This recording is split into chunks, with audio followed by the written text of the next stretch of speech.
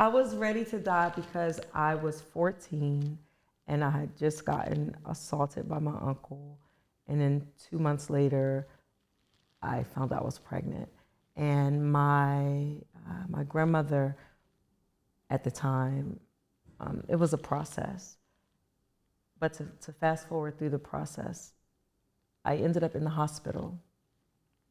I was having a miscarriage, and they rushed me to the hospital, and the doctor said I lost too much blood. They said, she's having a miscarriage. She lost too much blood. She needs a blood transfusion or she's going to die. And I did not get a blood transfusion. The court stepped in and they managed to order platelets.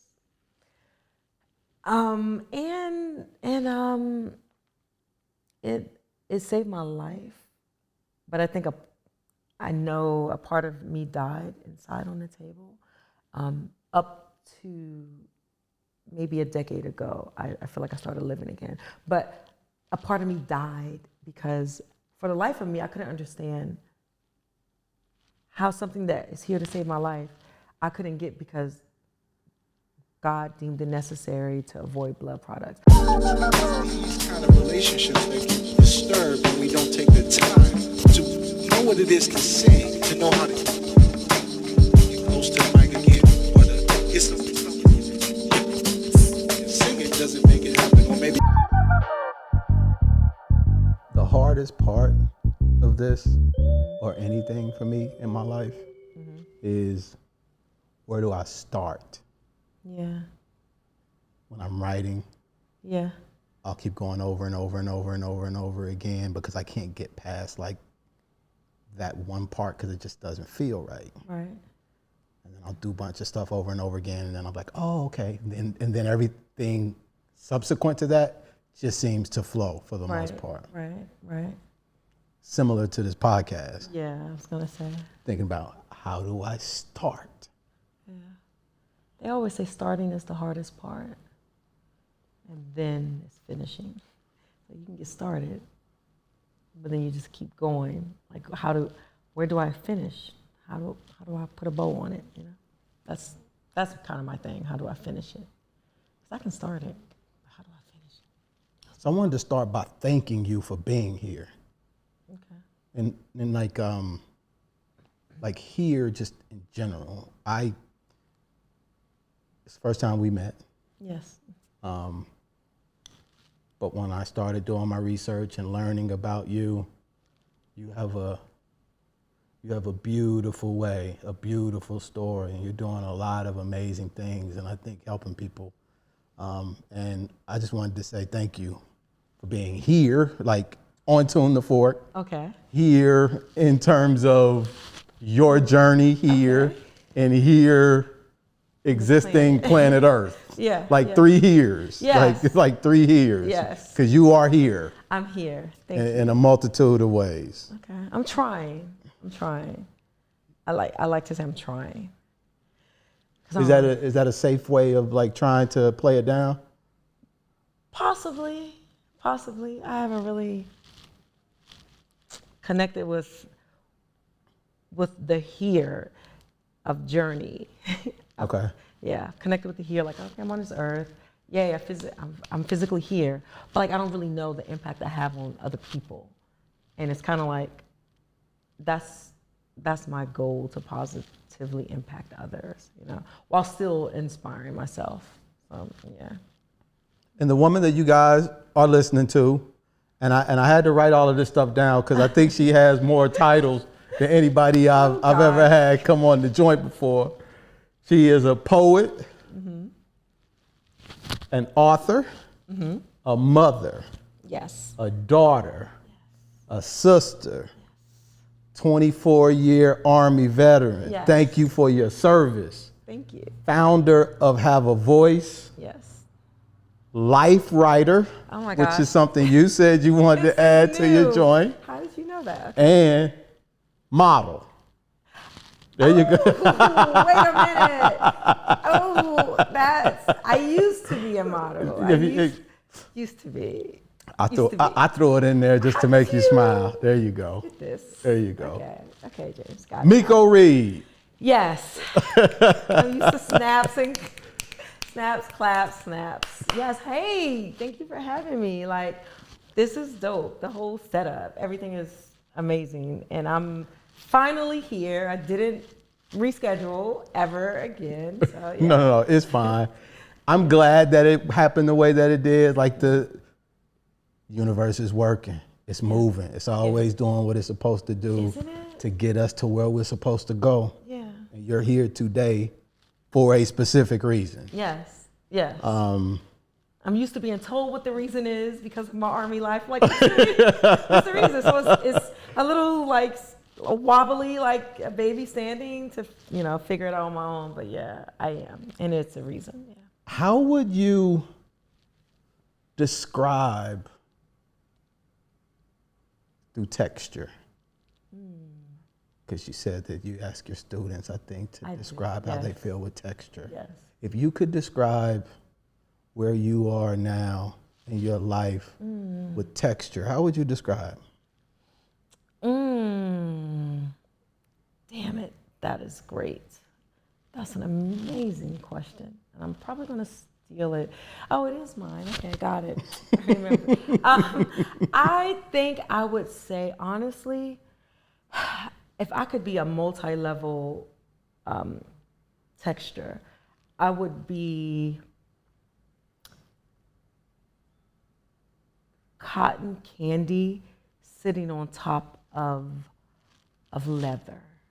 Because I feel like I'm soft, right? I know my energy is I'm gonna assume I know my energy is a soft energy, and it's true. I'm altruistic. I'm giving. I love my life as it stands, and so that's the cotton candy part. But the leather part is the part that I stand on now to make sure that my softness is still there.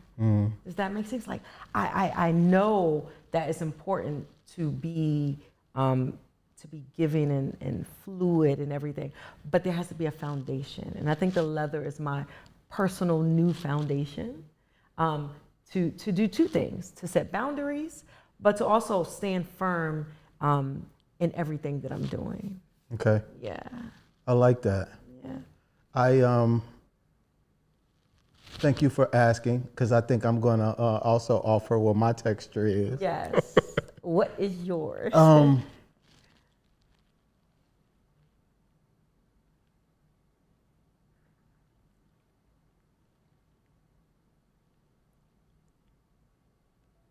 Eggshell. Because it's kind of rough and it's smooth. And I think it depends on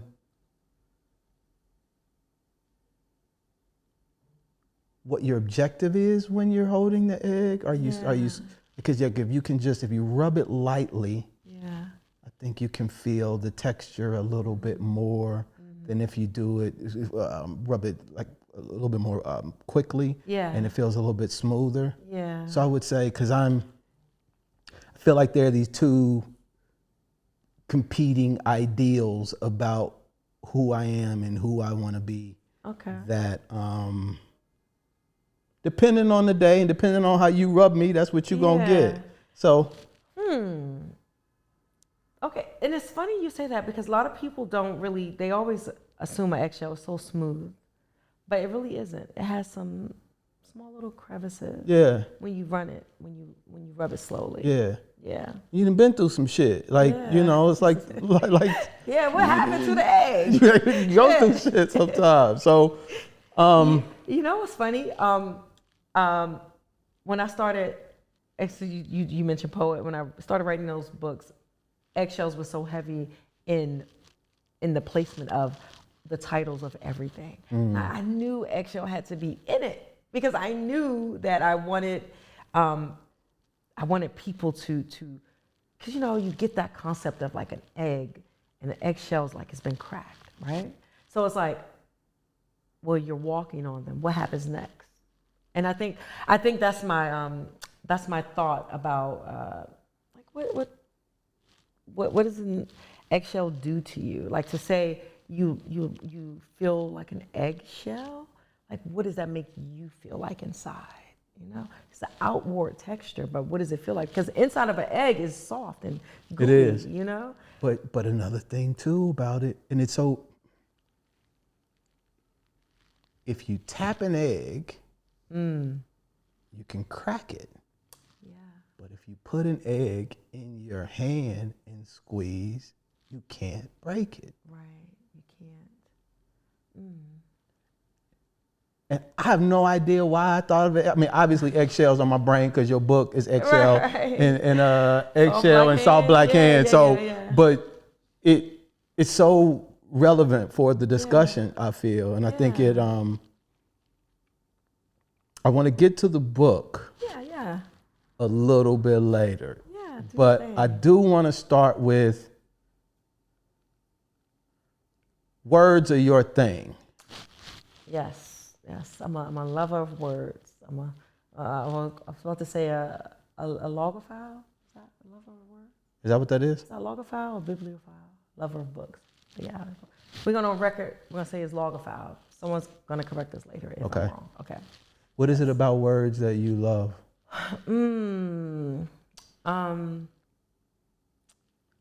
I like the idea of being able to tell people how you feel, because how you look is not always in tandem with how you feel, right? You can look like $1,000,000. You can look you're just so happy.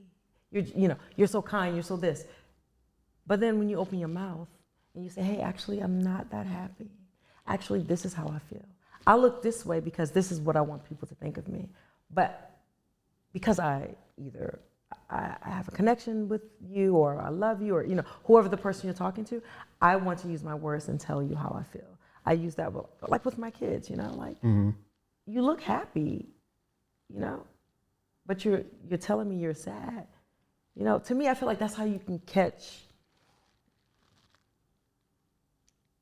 this. I don't want to go dark, but like, for instance, Robin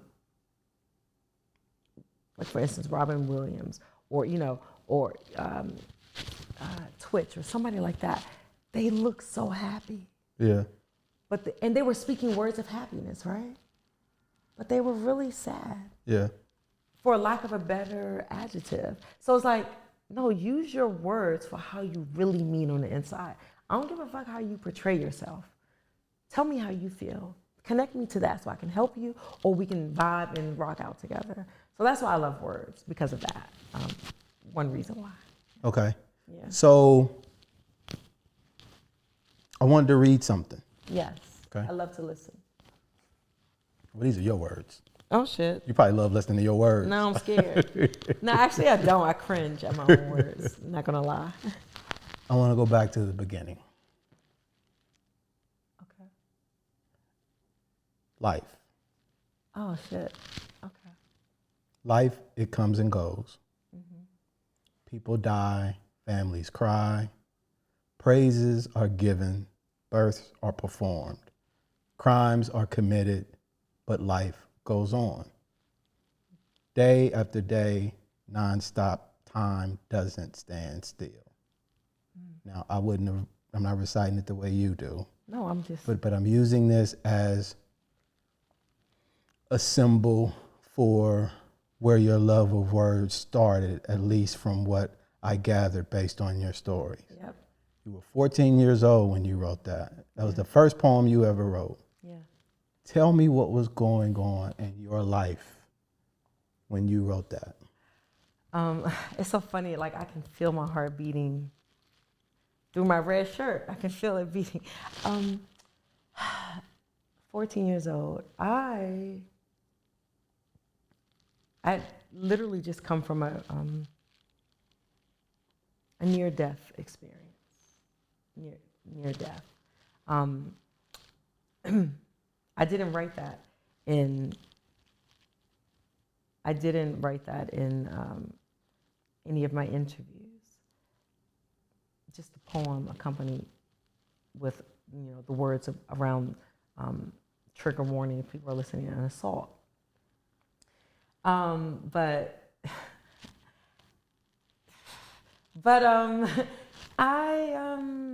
I was assaulted by my uncle at 14, and I ended up pregnant by him. And I know you didn't know that. And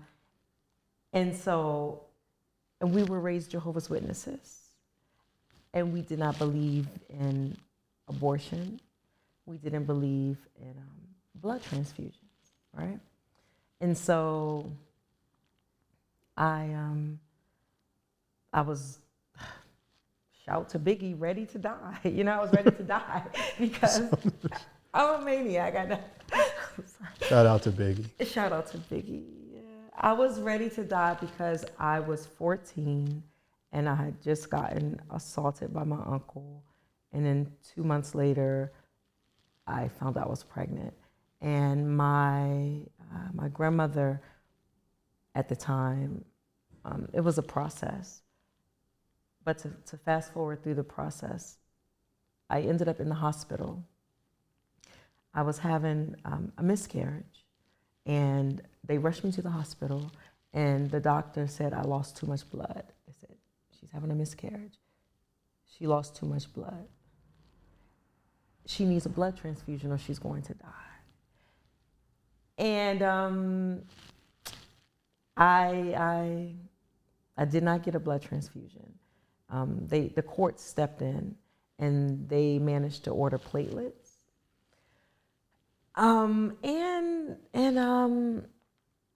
It saved my life, but I think I know a part of me died inside on the table. Up to maybe a decade ago, I feel like I started living again. But a part of me died because for the life of me, I couldn't understand how something that is here to save my life, I couldn't get because God deemed it necessary to avoid blood products. That's a whole other conversation. I know. I know. But the life, it comes, it goes. That's the beginning line of that. Life, it comes, it goes, right? I was pregnant with a life. People die, families cry. I felt like I was going to die. They would have cried, Praises are given, she's alive.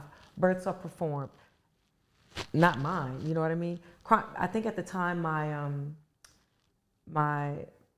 uncle had a baby, and not the uncle that assaulted me, another uncle. So it was like praises are given, births are performed. Times, life it comes and goes, people die, family cry. Praises are given, births are performed. What's the next line? Something, crimes are committed. Crimes are committed. Crimes are committed. The rape. But life goes on. Day after day, nonstop. Time does not stand still. I learned that so early, 14, that whole year. I actually ended up failing the 9th grade because of that. Praises are given, crimes are committed, but life goes on, day after day, nonstop. Time doesn't stand still. So I knew at that moment I had to, shit, this is life. It doesn't matter if you got raped. It doesn't matter if you almost died. It doesn't matter if, you had a miscarriage. None of that matters because life goes on, And I think that's the mentality that is kind of fucked up to have at such a young age. You shouldn't be privy to that. But that's the mentality I had, and that's the sustaining force of me now. But, thanks for that. Yeah, that's what made me an advocate for women. That's what, because I just feel like crimes are committed, but life goes on. Like, what happens? What happens? Crimes are committed every day. But life goes on.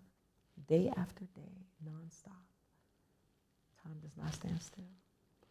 How was, thank you for sharing that. Yeah. It's unfortunate that there's so many of us who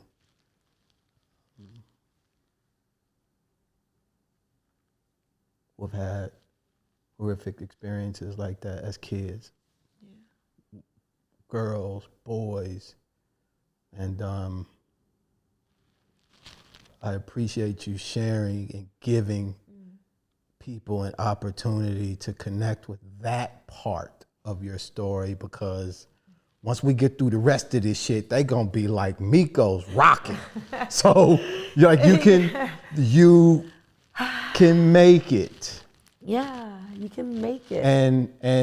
And sometimes we see people making it, but don't know how they made it. Yeah. And Yeah. highlighting, acknowledging, and sharing that part gives people, I feel, hope that they can make it too. Yeah. So, what was your relationship like with your parents? My mom and I are amazing now. She's amazing, and it's so funny. My parents were both drug addicts, right? They were both drug addicts. My dad died 2 years ago. Last week, I believe, was 2 years ago. Yeah, and he had turned his life around. He was in college getting his degree. And like that. That's one of the biggest losses of my life to date, as well as my aunt. But my parents didn't raise me. My grandmother raised me, my dad's mom. And so I'm so grateful for her, right? Like, yeah. Old people or old times, back in those days, they spare the rod, spoil the child, all us. But I don't think she ever spanked me. I think I was a good, no. I don't think she, let me stop. But yeah, so I saw my parents on the summer times, you know what I mean? And I saw my dad in jail a lot. Like, I went to visit him a lot in jail. He was, as my daughter would always say, he was never physically present, but always there. Like, he was the fucking best dad from the cells. That's the crazy thing. Like, that's crazy. What does that look like? That looks like calling often, writing all the time. Hey, you're not doing this in school. I'm here. That looks like you're involved in your kid's life the way parents who are outside can't even be. Yeah. That's crazy. So I don't have any empathy for moms or dads who aren't involved and they're not behind bars. Like, they are not behind bars. Like, my dad was behind bars and he stayed involved in my life. It was crazy. Like, I'm fearing this dude that got a bedtime. Like, what's happening here? You know what I'm saying? He would laugh at that too. But yeah, he was cool. My dad wasn't that present. He was extremely present in the way a father being 4,000 miles away can be. If I were to live with him on the weekends, go visit on the summer vacation. Okay. But I was terrified of that man. Really? Like, if my mom would be like, "I'll call your father," he'd be all the way in California, and just get on the phone, and I would get my shit together with the grades. Really? And he's not even there, but I felt like his presence was there. Damn, you have a good relationship with your dad? He passed away. I'm sorry. Okay. Yeah, he's gone. Beautiful transition too. I was there when he passed in the hospital. Yeah. I was there when my dad passed. Yeah. One tear. I was rubbing his head. Told him that I loved him and told him he could go. And he just shed one tear and just stopped breathing. It was so beautiful. Beautiful. I swear to God, I have never met anyone who said that in real life. I said this all the time. I said, it was beautiful. Beautiful. Babe, Dad, you can go. I'm rubbing your head. I'm holding his hand. His breathing. Yep. And yep. Oh my God. It was a bless. I was so thankful that I could be there. And now, don't ask me how I know, but he comes back in butterflies. Oh. I believe my dad comes back in red birds. Really? Yeah. Like, he just fly. And it's a rarity. I don't see red birds often, but it's always when I'm thinking of something, or if I'm in distraught, or it's just like always in my thoughts. It's like a red bird would just fly and sit on the window. And you know that's your dad. I know. I'd be like, and it's so fun. I'd be like, yeah, I really do. I really don't speak this bad, but like, no, I'd be like to my girls, like, yo, I saw a red bird. And my friend's like, red birds represent. I'm like, I know. It's like, it's my dad, I just to tell him. What was your father's name? Ernest. Ernest. My dad was James. I'm a junior. Yeah. Oh, you're a junior. Okay. I love the poem. Oh, my dad? Daddy's Blues, Oh, I think. yeah. I like that. He had a hard time with that poem. When I wrote it, he was still locked up. The poem was like 20 years old or something. I wrote it and he was still locked up. He said, I hear you have this poem about me going on. Yeah, I do, Dad. It's a good poem though. He's like, let me see it. Send it to me. I sent it to him. He said he never read it. He wanted me to read it to him. Oh. But then why you make me send it to you then? Like, dang. I just kept it folded. I wanted to see it. And I said, if she sends it to me, it's not that bad. I said, yeah, you're right. So he waited till he got out, and I read it to him. Yeah. What did he think? He cried. He was a little. He was cotton candy. He was leather on the top, but cotton candy on the inside. When's his birthday? April 14th. Okay. Yeah, he's Aries. Yeah, April 14th. When's your dad's birthday? November 18th. I'm sorry. November 18th. Okay. Yeah. Yeah. So I'm glad he liked it because I liked it. Yeah. It was such a endearing, soft. It was like a daughter. Yeah. It was what it is what a daughter would say. Is what I felt a daughter would say about her father, and I didn't know anything about it. You could just tell it was loving and respectful. It said what it needed to say, and it got it across. Yeah. And I like the one about your mom's too. Like, let me tell you, my mom is, I love her. And if you've seen her, like, she's a lot because I think the dynamics with me is like, I want to please her, but we have this relationship, like, we're so cool. Like, early you saw me like, girl, that's how we talk. Yeah. But my mama's tattered Bible, she's like, yeah, so when are you going to write your poem about me? I'm like, Mom, I wrote the poem. It's like, so I have to write another poem about her. But I'm glad you like it. I liked it. Yeah. And I know you said that you didn't think it was one of your best when you were talking to her. I thought it was. It wasn't, in my opinion. Tell the story about that, because I do have questions. I think you stated you've written about pretty much everything, but you struggled to write something about your mom. I don't know why. Like, I've been commissioned to write poems for like people's weddings, funerals. This weekend I'm writing a poem about breast cancer, doing it at the tidal basin. Like, it's a lot. But something, I think most women that weren't raised by their mom, but the mom was in their life, people who were raised by their grandmother, I think there's that, it's still that little girl. It's like I feel like I'm a grown child around her. Not in the fact that she's judgmental, not in the fact of any of that, but just like, I don't know if I can capture her. I don't know if I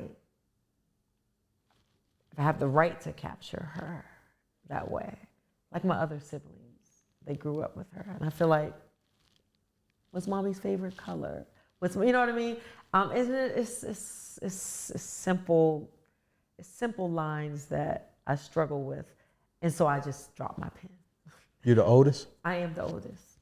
Yeah, out of 6. Okay. So I was like, I feel like I should know these things, but I don't, and that fucks with me sometimes because I'm like, I know her favorite color is blue, but I'm just like, I don't know, what were you guys doing during, the Rodney King, what was going on? Like, I don't know. I wasn't with my mom, you know what I mean? Yeah. I mean, that's probably a bad example, but just little things throughout life. Anything, yeah. Anything, and Did you ever feel like you missed out?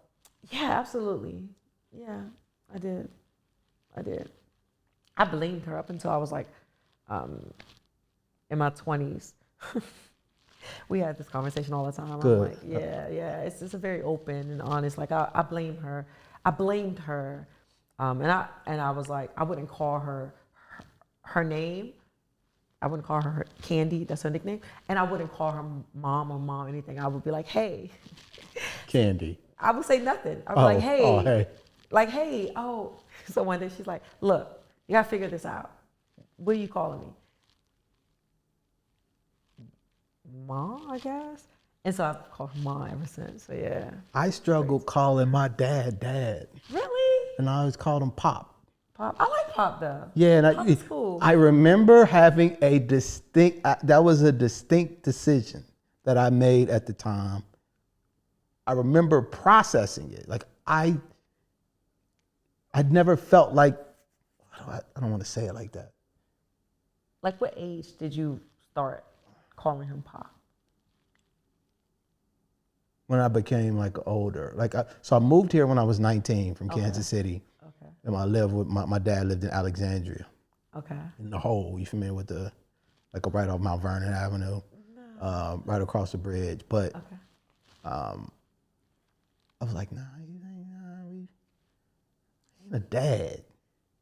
Daddy. Because he wasn't there. He was Pop.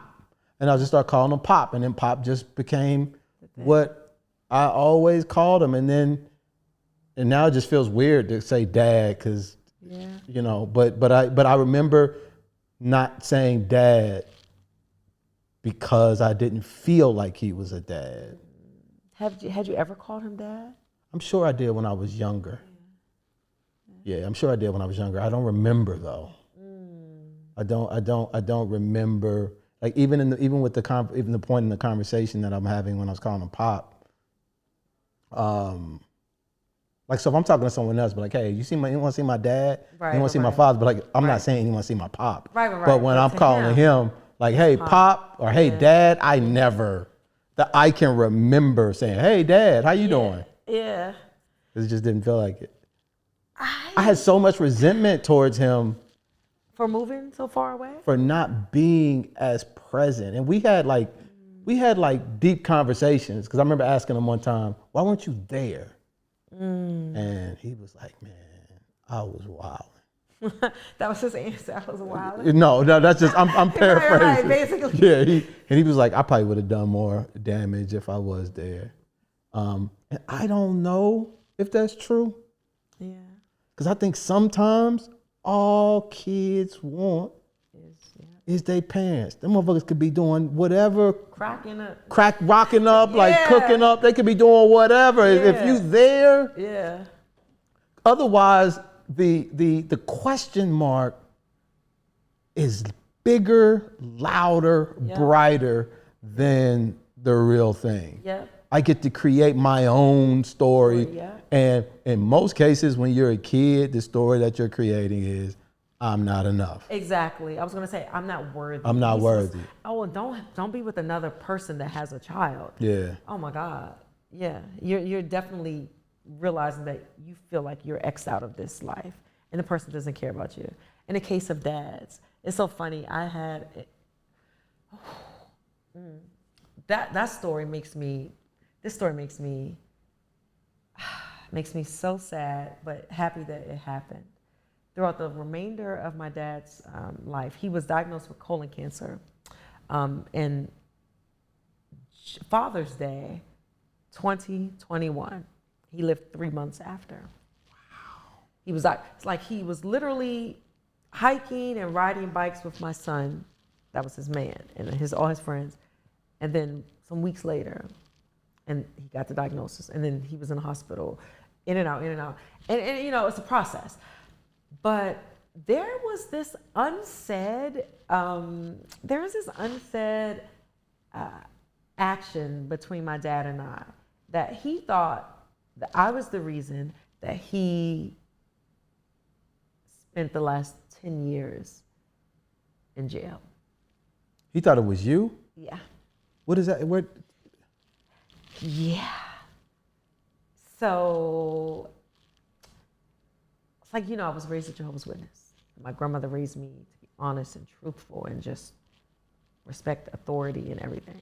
So there's this one time this lady came to my apartment. I was living on U Street, and she's like, I wanted to talk to you about your father. You can help him.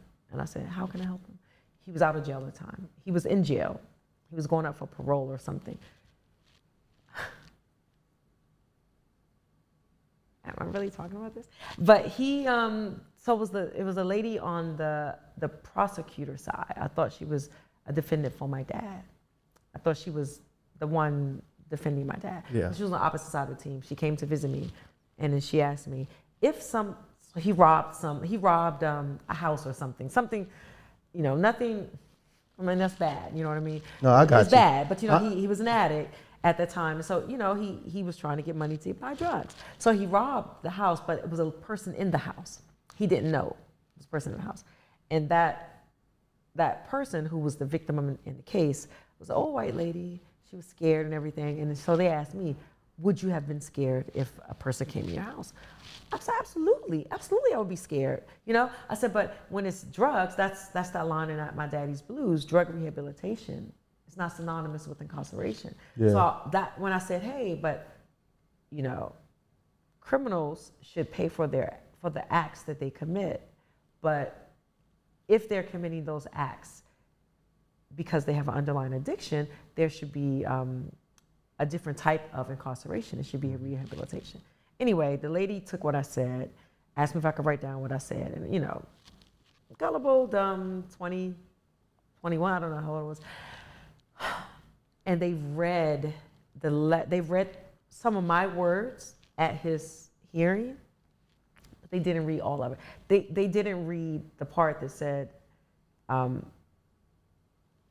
he should be rehabilitated. If it's a part of drugs Yeah. or addiction. Yeah, they read the whole criminals should pay for their, and I didn't know that they had read that, you know, because I wasn't there for the reading. I didn't know. So he held on to this his entire life until his deathbed. Wow. And we had the conversation on his deathbed. Yeah. And it was so many tears, and he could barely talk because the cancer had gotten to his lungs, and he was like, I know it wasn't you. I know. And I just bust out crying. And I just bust out crying, and my cousin was like, you a little punk. And I was like, she was sitting there with me. She was like, she, you know, my cousin Star, she told me, you know, you need to go talk to your dad. I was like, yeah, you know, during that time, it's everything, emotions are high. And I'm like, he doesn't need to hear this from me. And she's like, you need it. You're living. And when you live with what he thinks about you when he dies, that is going to haunt you the rest of your life. Yeah. And I said, bitch, this is why you are a therapist. Yeah. And so I had the conversation, and it was so beautiful. He called me his Messiah. Messiah. Yeah. He said, you are my Messiah. You will be with me forever. I know that is not what you said. I know how you said it. I believe. And yeah, it's, So you have 2 kids. I do. 18 and 10. Yep. Maddie and Mason. Yeah. The girl is 18. Yes. The boy is 10. Yes. Hold on, I want to make sure I get this out too. Yes. Mason, if you're watching this, sir, where's that at? Hold on. Write that Mason's Mysterious Mysteries. Oh, what you know about that? Make sure you finish that book, brother. Anyway, How do you know had these to get things? that. You're Had to get that out there. You're the whisperer of me. Okay. How has it been being a mom? It's beautiful and tough. Beautiful and tough. Cotton candy and leather. Cotton candy and leather. Yep, absolutely. You want to give them everything you didn't have. You got to find the balance of not spoiling the shit out of them. I don't know if I found that balance, but yeah, I love it. One of the things I heard you say that really resonated in one of your interviews. I can't remember the name of it. Forgive me. Was wrapping our pain in the love we extend to our kids. Yeah. And I was like, I asked you about words. One of my previous episodes was titled "Wielding Words as Shields or Swords," and it's really it was my attempt to express that a word can be used for anything, and you really just have to kind of connect with your intuition, with other things outside of just what the words are, to understand like what's being, communicated. And one of the things that I appreciated about the interview with the woman, was that you were acknowledging that there was a disconnect that you were having with your child, your daughter, I believe it was. And I was wondering,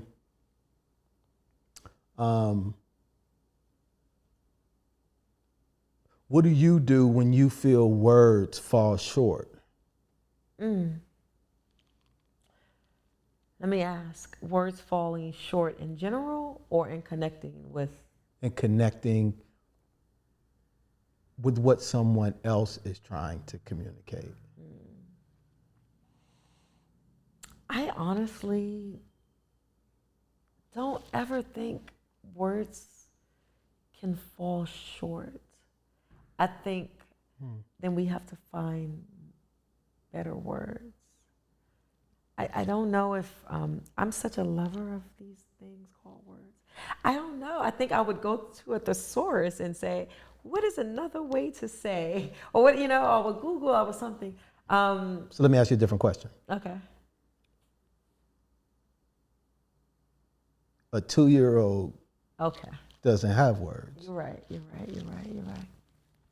So there's a dynamic at play where the 2-year-old is communicating and you are interpreting. Yes. And then there's a need there, and you're fulfilling a need based on a different form of communication other than words. Okay. Then I guess words do fall short sometimes. I'm sorry, words. But I think if I had to do an ode to that, you got me writing. I think physical touch. I think body language. I think listening with the intent to actually hear. We hear that phrase all the time, right? But listening does not always involve words in this capacity. It can be movement. It can be your how your body is feeling while you're still. So it can be a combination of movement, and you can just be still, and you're conveying everything. I can be still and just be happy. Yeah. I can be still and be stoic. I mean, so maybe words don't have a place all the time in communication, but once you meet whatever level you're trying to get, if it's physical, if it's nonverbal, you're still going to talk about that space that you were in. I think it's still important to talk about that space. It's funny you mentioned my daughter, because we were just in New York for her, and that whole trip, it was rainy. I was like, I think I called her mean. I was like, she's been very mean to me. Mom, you've been very mean. And this is like, teenage daughters. And I think a part of me feels like I should go back and apologize to her. I always feel that way. I always feel like the opposite of what my ancestors would say to me, like, don't apologize. You're the mom. I feel like you are the mom. You're teaching her. You should apologize, because that's how they learn, right? That's how they learn. You apologize for when you've wronged them. And cut this part out, because I don't want her to see. No, I'm kidding. It's a joke. I think that I think that sometimes I can be too hard Yeah. because and not perfection, but I just want her to get it. You know, I want her to get it. Like, you're 18. Life goes on, okay? We all have something. Deal with it. And maybe I should be more empathetic, you know? I feel like that, I don't want to say I feel. Is that how the adults responded to you in your situation? Yeah. Hell yeah. How did that make you feel? Like, they should apologize, like garbage, like worthless, like why, like it's why I wake my daughter up, like knock on the door, hey, and not say, hey, you want McDonald's, but hey, listen, I'm really sorry that I was, you know, super rough or whatever the issue was. But yeah, they responded to me that way my whole life, you know, especially that incident with my uncle. It was hard to believe that he would do that because he was the favorite of the family. Oh. So it was that, you know, like, are you sure? You know, they were even going to honor him at like a family reunion.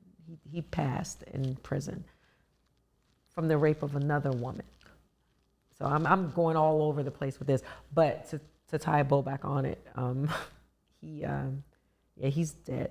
But I like to acknowledge my wrong and actually intentionally speak to whoever I've wronged and say I'm sorry about it. Yeah. Because that, you know, that leaves you depleted because you feel worthless. Like, dang, am I always wrong? You know, no, sometimes, kid, you're not wrong. Okay.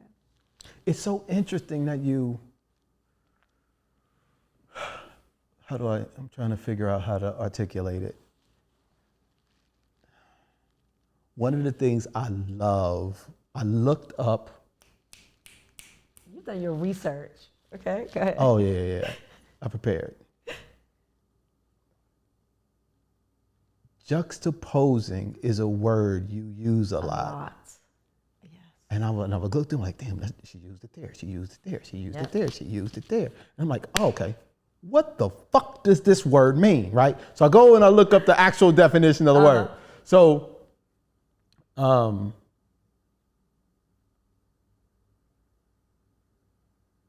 was I going? The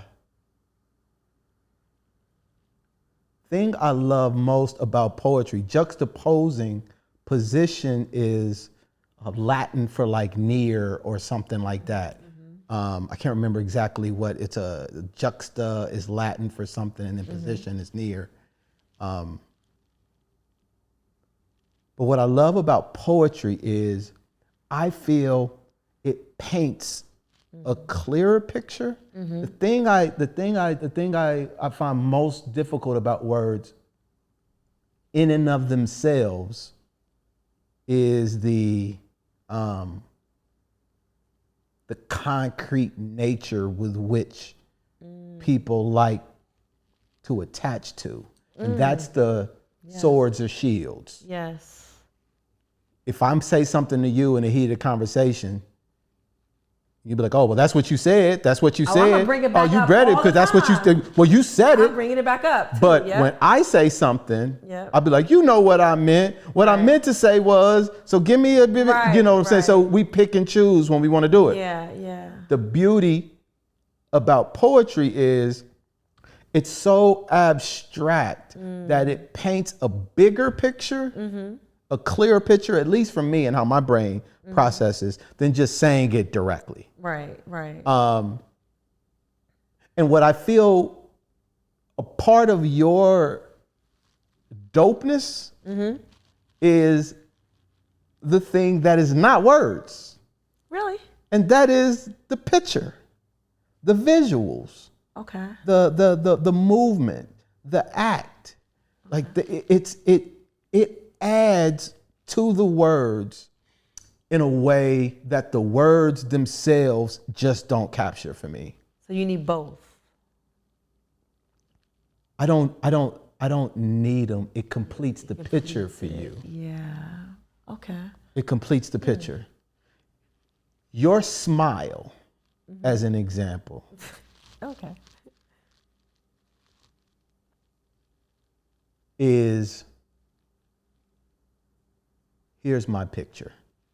when you're running, Yeah. and you can be so far ahead somebody to where it looks like you're behind them, but you're actually ahead, and it's like Right. there's this circular You've thing. lapped them.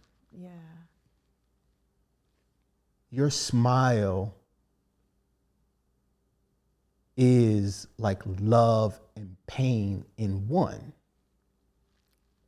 I need to write that down. Okay. All right. I can see them both. And depending on the words that you use when you are smiling and just being you and being silly, it makes sense. And then I went and listened to one of the joints that you made, and you said, let me take a step back. I'm going to stop there. Okay. Because it's beautiful to watch you do your thing and to just live and be full in that way and express yourself, because it adds to the words. And Thank you. I think when we love something and value something, I think sometimes we can hold other people to the same standard when they have a different way of sharing and have a different way of loving and communicating, quite frankly. And go ahead. Yeah, I was gonna say, I think that's either the make or break of many, and not just, personal relationships, not just like intimate relationships in general. How we interpret love is, I feel like that's what we're going with. How we interpret love in friendship, in family, in relationships, right? I feel like that's the biggest break. That's the biggest breaker of things. And I think that if I had to say, I want my actions to match my words, because otherwise it's cognitive dissonance, right? But I want my actions to match my words, but I want to dial this back a bit. Juxtaposing is the funniest thing that you mentioned. My sister says, "Girl, if I read one more poem," and I was like, I know, I need another word, but no other word fits here, because I love the connecting of two, and like, how does A match with B when A and B don't go together? So how can I make them fit? I would love another word. Dichotomous is another one. Like I need new words. But those two words, if a word can be used to paint a picture, yeah, you're painting pictures. You're conveying thoughts and feelings and images. yeah. And this is why I feel words are limited. I'm sorry.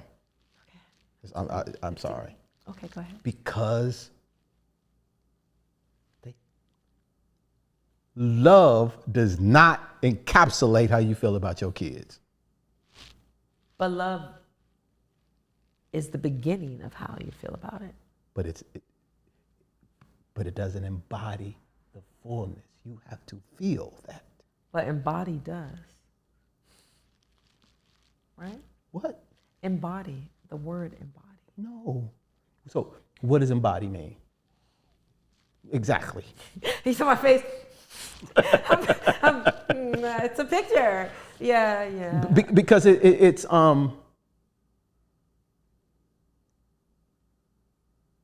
they always, it's why poetry is so dope.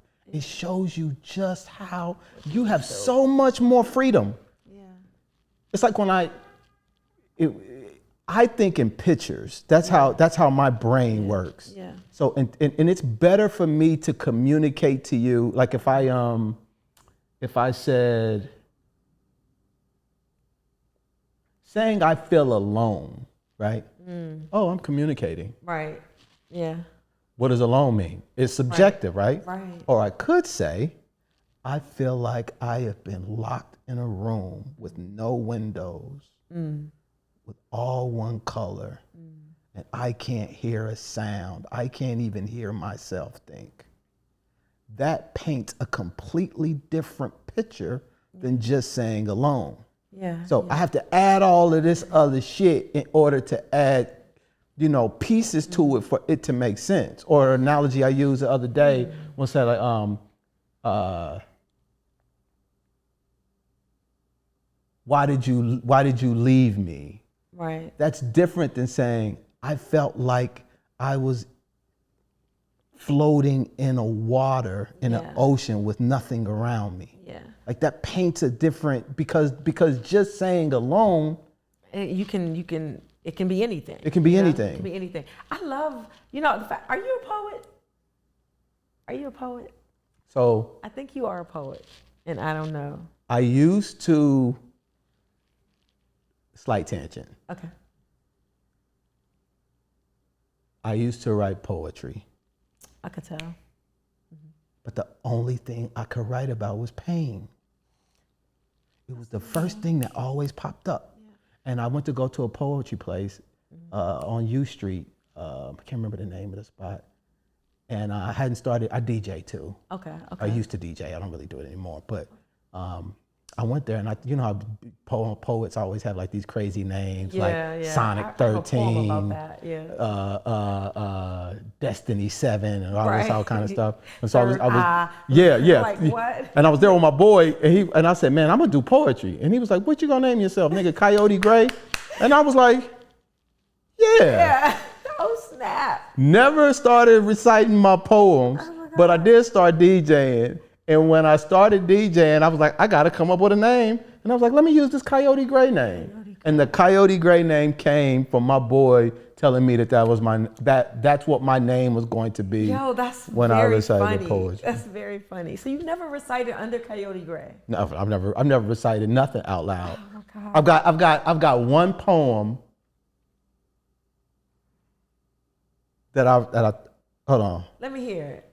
Okay. Think about it. Let me hear it. Okay.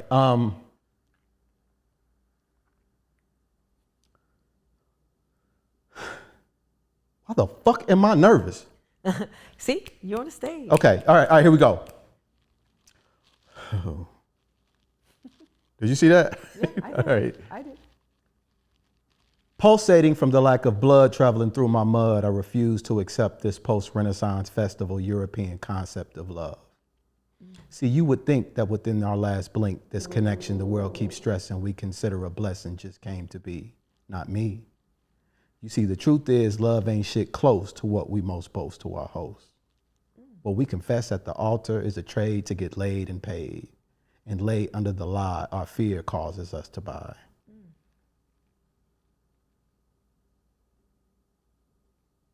I just went gone. I can't remember. That. I don't. Coyote Gray, why you stop? Why you stop? Why you never I get can't on remember. I stage? can't remember. I've never. Oh man, I'm sorry. I can't remember what it is. It happens for real in real life. That happens all the I time. haven't thought about that in Yo, that was dope. 15 years. That was dope. That was dope. You speak. The thing about poetry and poets, as much as I want to say I think with words, I don't. I think in landscapes. You know what I mean? Right? That's how I think. In landscapes, you have to, because you have to see the bigger picture. Yeah. And a landscape is the land, the lay of the land of the world. Like Yeah. I think like that. And your poetry that you just read, for me, it felt that way. It felt like pulsating. Obviously I'm not going to remember it, but the words that you used, I could feel as you were saying it. And I'm really just trying to say this love shit Right. is wild. And there's something about how we've been conditioned to come together and the framework built around that, not what was necessarily intended, but what it has ended up being through a European lens, just doesn't feel right. And I'm not buying it, but I couldn't just say like that. Right. That would have been so whack. I would have been forced to lie, but like, oh, that was cool. Yeah. Like, yeah, I'm glad. So you pivoted from poetry to like, nah. But no, thank you for that. So where were we going with the words? Oh, so we were talking about words. Like words, like not thinking in words, basically, like thinking Yeah. in picture, and my copious use of the word, probably copious and juxtaposition at this point. Yeah, like I annoy myself with that. But yeah.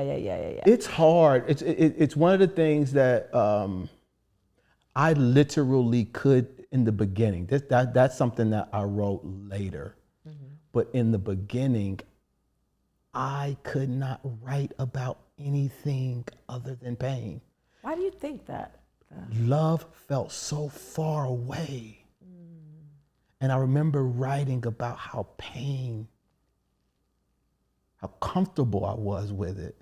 Yeah. And the idea of love was scary as fuck. Yeah. And I had no relationship to it. It was like you trying to write a poem about your mom. Yes. I could not write about love. It did not exist. It's like I had no relationship to it. Now, was this, now the tables have turned. Was this, how long ago was this? Like, like 19. Oh, it's the 1900s? Was the 1900s?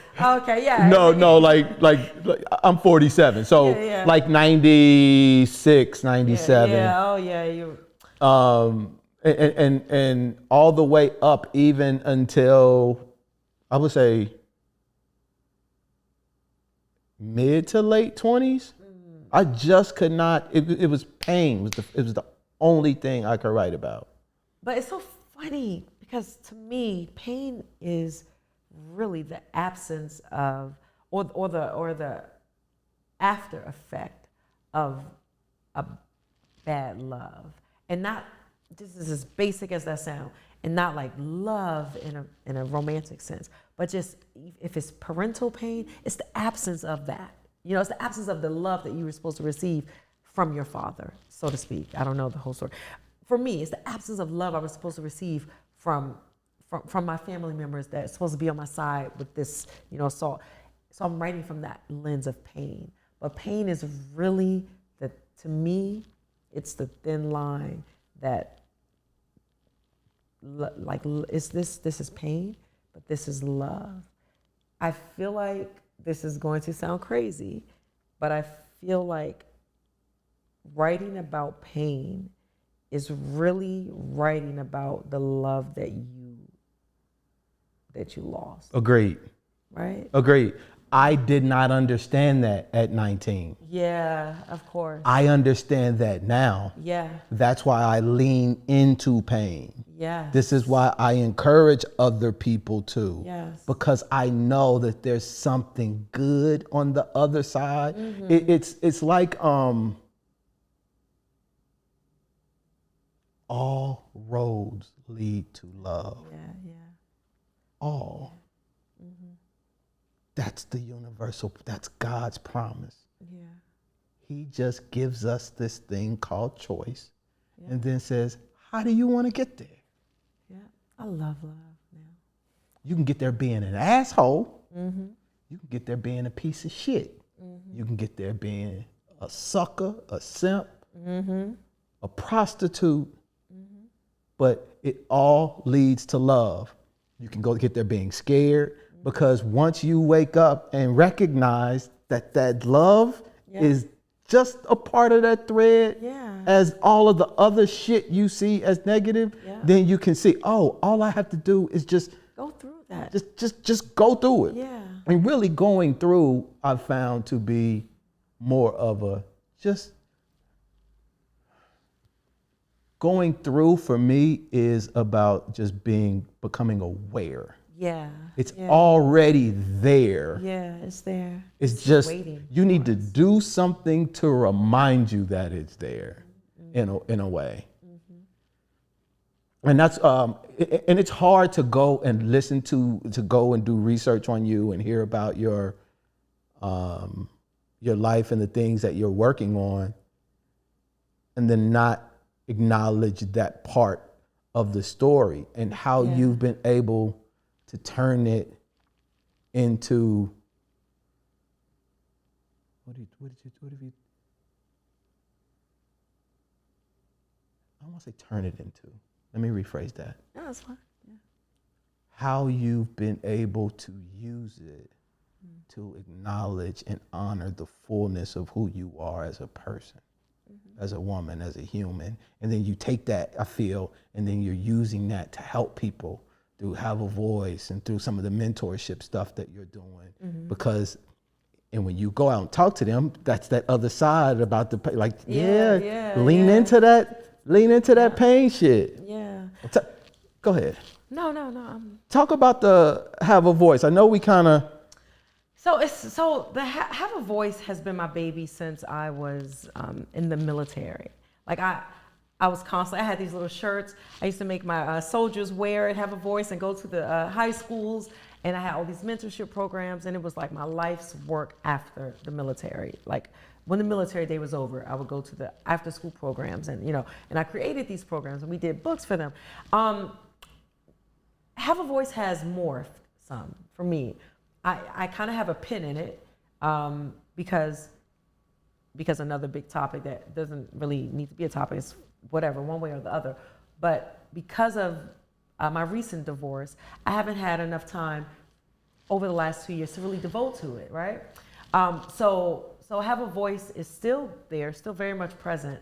But a lot of the work that I've done, I focus on discussing it in larger what's the word I'm looking for? What's the word I'm looking for?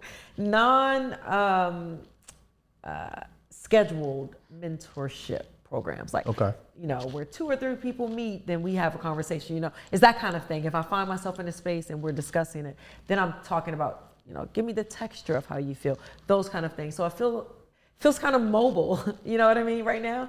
But I like it. But yeah, it's a platform that I really still very much so intend to use to help marginalized individuals find their voice. And that's why words are so important to me, because everything that we're explaining or discussing, they feel this. They probably think in a landscape as well, but they don't see themselves there because they don't hear themselves saying they can make it there. Yeah. And I think that's my biggest thing with like, use your voice. Tell me how you feel. I get that. Yeah. And then now let's create a picture surrounding that. So I Have a Voice is my baby still, and I still would love to have it morph to something bigger. Like I want to take it out of the country. I want to take it to Cape Town University. I was there a couple of years ago speaking about it, and I want to make it a real viable thing. But right now, I gotta tend to like what life has offered me right now and maneuver around that. Yeah. So you've written 2 books. Have I written 2 books? There are 2 books that are out. I've written 2 books. My 3rd one is not out yet. So I've written 2 books that are out, and then I'm a part of 2 anthologies and published in different magazines and things like that. Yeah. Now, you just mentioned that you're divorced. I am. Normally the crowd claps, but I'm divorced, and it was not always clapping after, so yeah. Okay. How you doing? No one's asked me that in a minute in that topic reference. I'm okay. Okay. I'm okay. Yeah. You contributed to, I don't know what to call it. I looked to see what it was, but you contribute some words to 5 ways to be unstoppable after divorce. Yeah. It's the 2nd anthology that I'm a part of. And it's about 30 authors, and we each took a chapter, and we, created the chapter, and a couple of pages, and then 3 or 4 poems are in it. Yeah, in my chapter. You got 5 ways. What's 5 ways. What's the 5?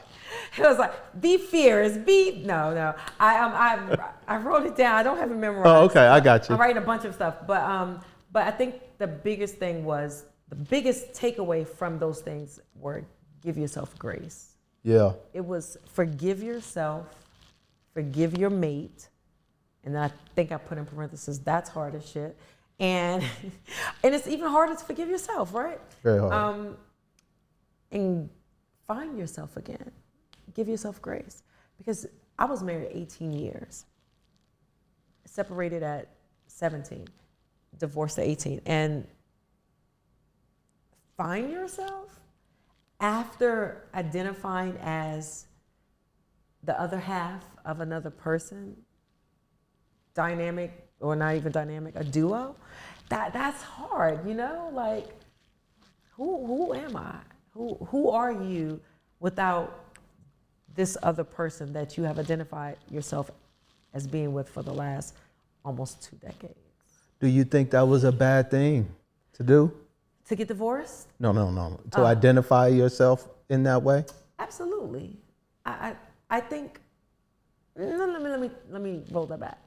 I think it's okay to do if you have yourself flushed out on your own individually, if you know who you are. Like where I am now, oh yes, I identify with the person I'm with now because I know who I am. Because I've taken time to, even in these 2 years prior to seeing anybody else, to see, you know, what I like, what I don't like, who am I? What am I capable of? You know, and I'm still learning who I am, you know. But I identify it, this is my man. And no, but go ahead. Did you learn anything that shocked you? I think I did. Yeah, I did. I learned that I love attention from the person that I'm with. That sounds like something I should have already known, right? But the dynamics of past relationships, it just wasn't that dynamic, right? Not to have to go into that, but it's just what it was, right? It's like, you know, I also think the hustle and bustle of kids and, you know, those things, you lose what you really like in a relationship. I'm like getting all excited now, like, no, like having somebody that can really communicate and give you the attention that you desire without feeling like you're needy is a big thing. And I personally think, like you said, all roads lead to love. I don't care what someone says. You want someone to love you, and you want to love someone. You want to love them in all the ways that you desire love. And I think from a Black woman's perspective, it's very hard to admit that because I am every woman. I am independent. I'm all of that. But guess what? I want to be a soft marshmallow in this man's hand. And I want to be strong enough for him when he needs me. But if we're talking about my needs, give me all of you, and I'm gonna give you all of me. And I think that's scary and that's vulnerable, and it's like scary to have said that out loud, honestly, you know? Your whole demeanor changed. Now we talking about this brother. Look at her. You can see her molars from the front. I'm embarrassed. So this dude, it sounds like you locked in. I'm locked in. Okay. Yeah, what's my line? Like, it's to the grave, baby. Yeah. That's the way I feel. Okay. Hey.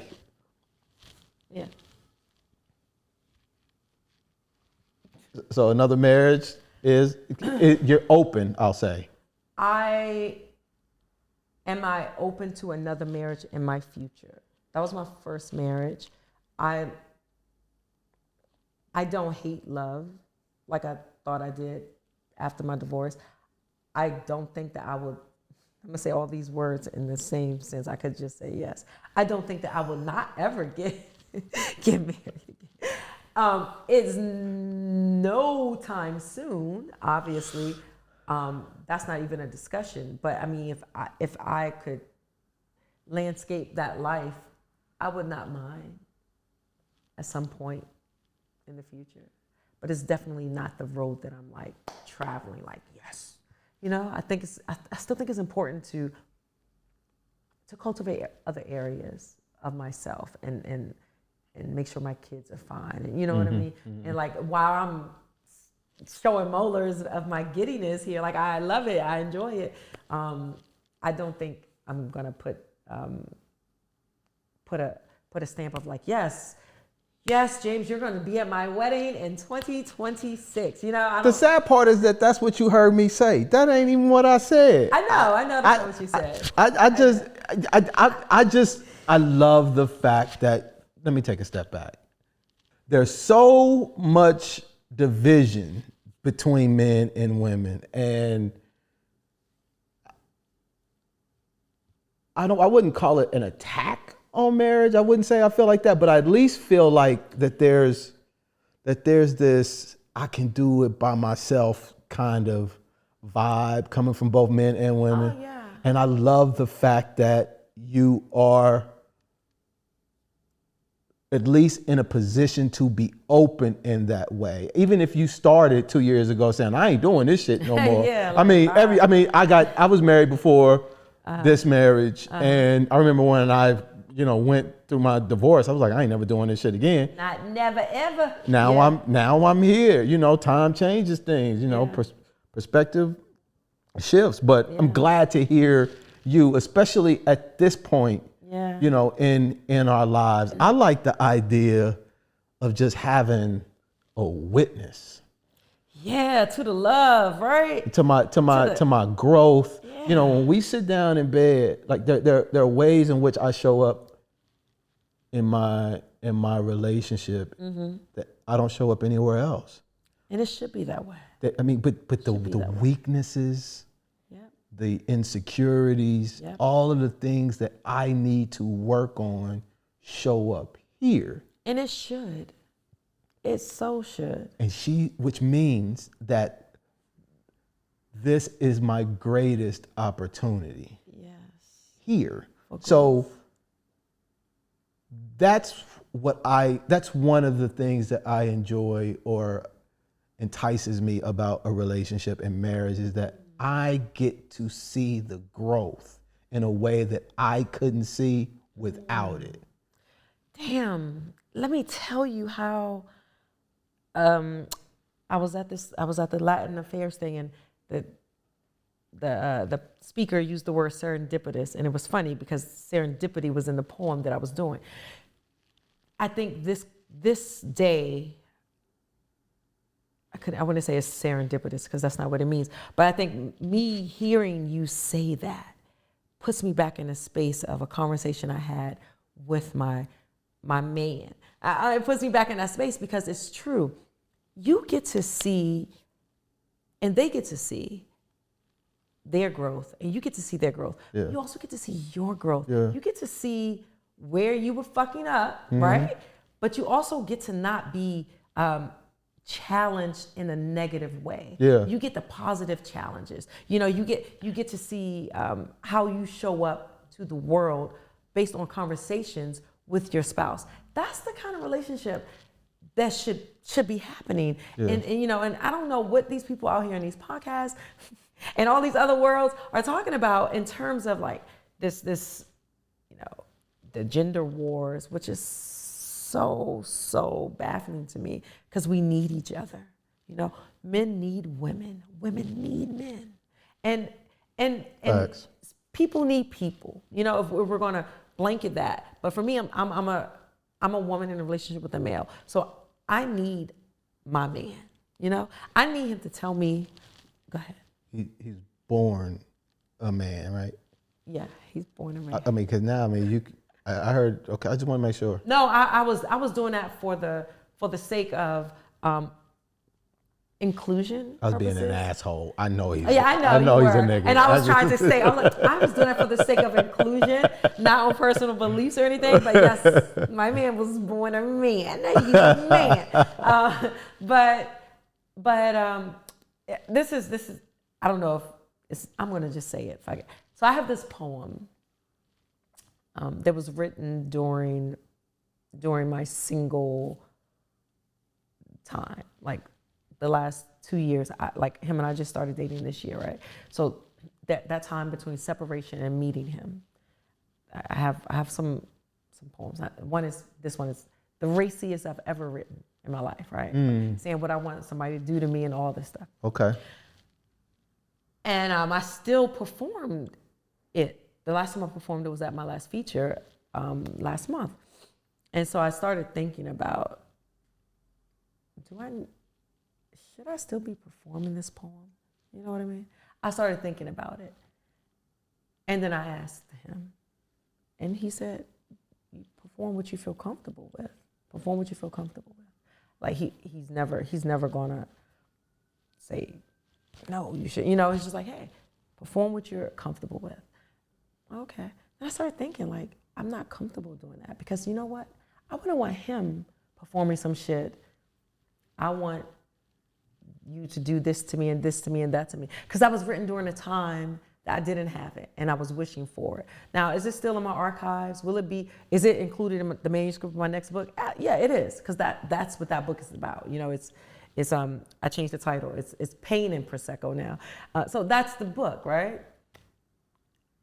But speaking in terms of growth, for me, I felt like that was a growth milestone moment because the conversation I just skated over, it was an in-depth conversation I had with him, and we were going back and forth having this conversation, and it was meaningful, and it made me see myself in a light of how I would want my spouse to show up for me, or my significant other to show up for me. So I want to show up that way, because why do I need to be saying I want somebody to do all this stuff to me when I have somebody who can do all this stuff to me? You know what I mean? Yeah. So I think it's important to bare your soul with that one person. Well, shout out to the brother. I don't know. Shout out to the brother. Yeah, thank you. Eggshells and Soft Black Hands. Yes. That's a very interesting title. Yeah. That's your first book. It's my very first book. Came out a couple years ago. Yep, 2021. August 2021. August 2021. Mm-hmm. How'd you get the title? I was walking around the Tidal Basin with one of my professors from grad school, and we had just went over, talking about the manuscript, and he's like, what's the title going to be? I was like, I'm thinking Eggshells and Soft Black Hands. He stopped and was like, what? He's a white guy, older white guy. He said, Miko, that is fucking amazing. And I said, Professor, I can't remember his name. Bob. No, Professor Bob. Oh, Billy. I was like, what? He's like, yeah, like you don't know what category it's in. You don't know if it's, obviously he was a psych, you don't know if it's psychology, you don't know what it is. And people will gravitate to it because we all feel like we're walking on eggshells at some point. But to have them in your hands and they're soft and black, like he's all literal. And I'm like, okay, yeah. And I went home and thought about it. So how the title came to me is because I started thinking about my grandmother, right? My grandmother, in the back of the book, I have my first chapter of my memoir. And I describe her as onyx. She's onyx, right? Oh, wow. Like her skin is as dark as black onyx. Mom or dad's mom? My dad's mom. Okay. Just, and it really isn't, but I think growing up, that's how I visualized it, right? But she's dark skinned and beautiful.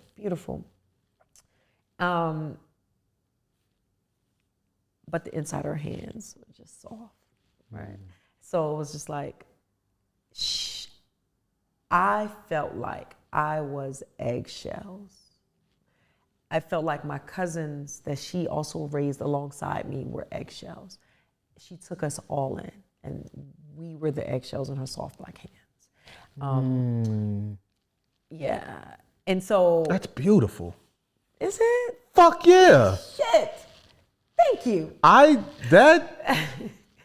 Yeah. I'm a crybaby. I'm gonna say I ain't crying now because ain't shit you said that make me want to cry. Good. But I almost, my eye almost started. You had a little onion. Yeah, that was effect. because you know your granny, man. Man. My mother, substance abuse. Yours? Hey, with my grandma, yeah. And you know your grandmothers, man. My grannies are saviors, and my grandmother was hard. Yeah, my grandma was hard too, but not the inside. She was hard. But she had to be, you know. And I don't have any kids. I got a godson. He's like my son. Love him to death. 22 years old. He'll be 23 in December. How do we keep that? How do we hold space for the kids? It's hard. It's hard. It's harder now when the grandmothers are our age. You know, it's like who's taking these eggshells now? And so I think that's the problem we're having in society is that when parents who are parents younger are fucking up or on drugs and doing whatever, there's no grandparents to send the kids to. Yeah. Because the grandparents are 20. Yeah. His grandparents 18 and shit. No, the grandparents are young as hell and they're outside. They're not. And so the kids are raising themselves and the space that's normally held for them it barely exists. And I think that's why it's important to have these mentoring sessions and places and things for them to go. But I don't know how to hold. I'm struggling holding space for mine. I want to be outside doing stuff. But no, I love my kids. But it's hard. It's hard. I don't know. I wish that things were different for this generation. You know. I think all roads lead to love. Yeah. Leading from love is very important. We were talking about that before. Yeah, we were. It is very clear to me now. But you know, it's so hard to lead from love because it makes you vulnerable out the gate. And I think that's why most of us are going to love instead of leading from love. For me, anyway. I'm trying to going to it as opposed to. It's hard to lead from love when you're full of pain and trauma. How did you do it with your relationship with old boy? Which one? Which one? The one you with now? No, I thought you meant the ex. No. I'm like, wait, what we talk about? Like you lead. Like how am I so open to love now? Yeah, like obviously were you fearful in the beginning? Yeah. Are you still fearful? Yeah. I am very fearful. Very fearful. But I am happy. I think it's important to find someone that allows you the space to unpack the bullshit that's occurred in your life. And that, for me, is how, if I could say, he led with love. Because he allowed the space, he provided the space for me to be emotional, you know. Like, I'm crying, like, dog, you okay with me crying over my divorce at your kitchen table? You a keeper, okay, let's go.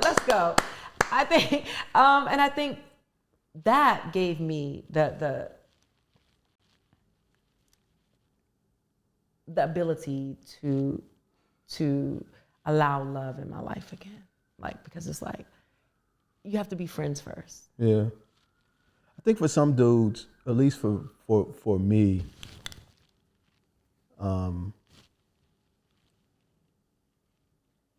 you know, I try to have this strong, like do, and then a woman would be like, motherfucker, I can see you.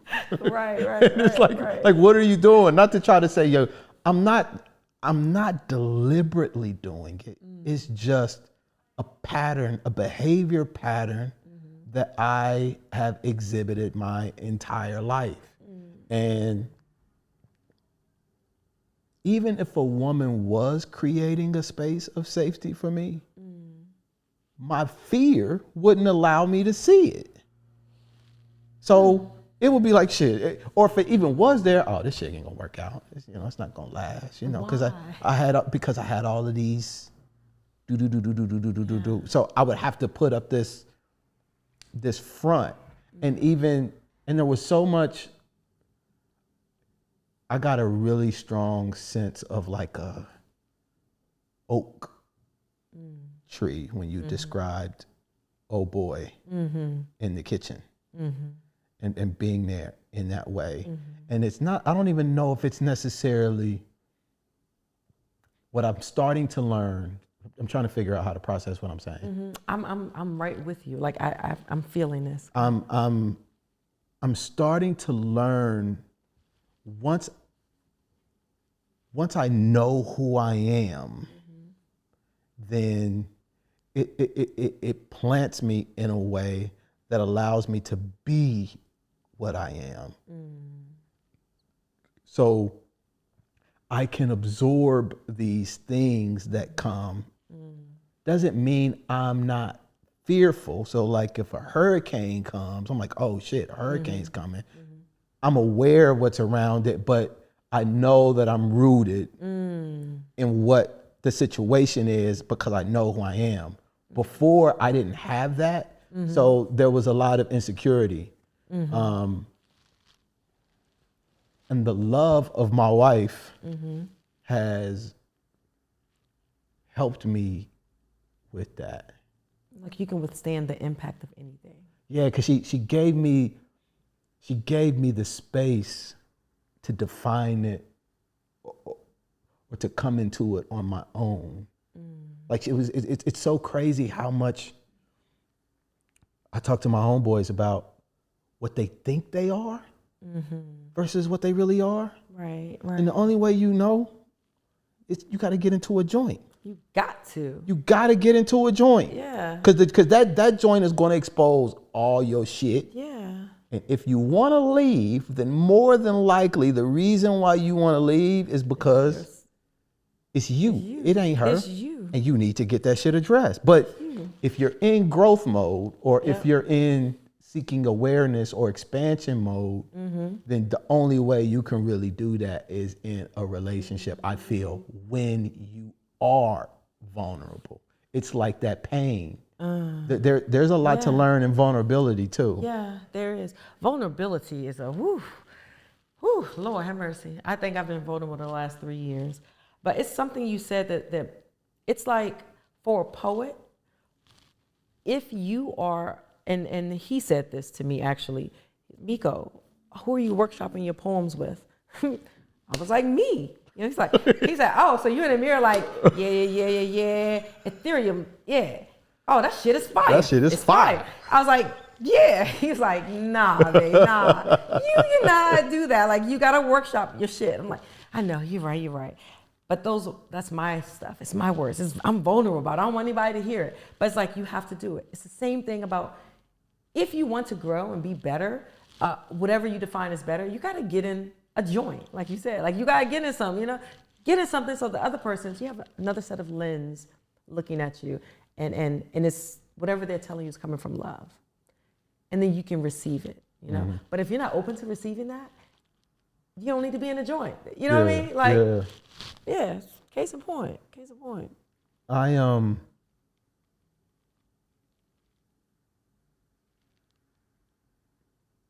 wanted to thank you.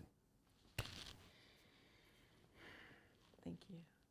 You are all over the fucking place, man. Well, I do have ADHD. No, let me stop. I know what you said. You go on her Instagram joint. She's doing something all the time. She the only person, by the way, I gotta give you props for this. Okay. You the only person I follow who has skates. You need to get some skates. You and your wife then. Y'all need to get some So skates. I broke my leg a while back, so I can't fuck with it. But I used to love skating. Yeah. And shout out to you for keeping that shit going. But where can people find you, follow you, connect with what you're doing? Your book is on Amazon. Yes. Both of them. Go Yes, cop them yes. joints. Please do. Please do. Where can people go listen to your open mics? Like what you got going on? So listen, check me out. I am at Miko Reed Poetry, MIKOREED Poetry on Instagram. You will find everything on my LinkedIn there. Linktree. Don't go on my LinkedIn because it's just boring corporate shit. Okay, but yeah, and I host the open mic. I was hosting three. Okay. A month, and that became a bit much for me to keep up, with the other stuff I'm doing. But yeah, D City Smokehouse is my main joint now. They have one in Southeast DC, Florida. off of Florida Avenue. Yeah, so I host that every second Fridays. This Friday is gonna be dope. It's their 10-year anniversary. Oh wow. Yeah, like they have been here for 10 years. So man, it's gonna be crazy. Me and my wife might slide through. Y'all should. You know what I mean? It's we have we got a lot of treats coming up. Okay. So that's my every month event, and yeah, you can find me there this Saturday. Well, actually, let me come back. I do host a podcast. I don't even want to call it a podcast, to be honest. It's more like an IG live that I do. Is that the one with your homegirl? Yeah. Okay. My Who girl, is she? She's my best friend. She's Yeah. my best friend. Yeah, Nikki Cole Williams. She's also retired Army, master fitness trainer. They got good energy. Yeah, that's my girl. But we host that every other Thursday. The next one is this Thursday. So it's like a lot of shit happening. It's this Thursday, there's that. Then this Friday, there's D City. Well, hold on for a second. This ain't coming out till like the 29th. Okay, let me do better. So every second Thursday, you can find me on my IG live, Miko Reed Poetry. And every second Fridays, I will be at D City Smokehouse. And I am fortunate enough to be the commission poet for the American Cancer Society. Oh. Yeah, breast cancer survivor, the big walk. It's probably going to shut down the city this Saturday. Yeah, so plan your shit accordingly. But you'll hear my voice, and it's TV and radio and stuff. I'm excited. I'm still crafting the piece that I'm going to say. Hopefully, I'm done by Wednesday. And yeah, and that's in honor of Breast Cancer Awareness Month. So. And if you want to be inspired, if you want to be moved, if you want to see someone living their life and having fun and leaning into just being happy and fun, like your stuff just feels like you're in the moment. Yeah. And it inspires me to be a little bit more like that, I guess. Yeah, like spontaneous. Like I'm a man. I'm not gonna frolic, but man, you're supposed to frolic. That's I'm not doing that. Men are supposed to frolic now. You seen that thing, Black Boy Joy, frolicking and shit? This is Black Boy Joy right here. this is Black Boy Joy. This is the best. I am not frolicking, but I do. I'm very self-conscious about my teeth and my smile. And it has been, if you knew inside, right, what I have had to go through to get to this point to smile the way that I do, I'd love just smiling now without fear. And so it feels good to see. It's like so that's my frolicking. This is a black man frolicking, smiling. Okay. Everybody got they? I'll take it. Okay. We like so I want to close with a joint. Okay. Do you know the Who Am I by heart? Who am I? Yeah. Well, that's a poem of Yeah. mine? Oh no, I don't. I just actually wrote that. I just actually performed it today at a event. So I am going to recite that. Yeah, well then let me hear how my words sound in this atmosphere. Who am I? Caramel thickness, rich with layers of brown agave. Indigenous, my story is. Nempeo's legacy, fusing red clay with love. Serendipitous, my story is locks of pain, breaking free from resistance. Authentic, it's written on skyscrapers hidden below sea level. Unfinished, it's passed down through slaves and their masters. Aboriginal, but mostly slaves that descended from masters. My story, they've mastered. It's somewhere between finishing and starting. It's an anomaly. You see, my story is beautiful and ugly. It's dichotomous. It's strong and confusing, like cancer in remission. It's my mama's tears. It's my daughter's eyes. My story is pedagogical. It's my son's fears. It's still being written. It's a juxtaposition Here we go. where I have planted, but it is here. My story is here where I am blooming. Thank you for blooming.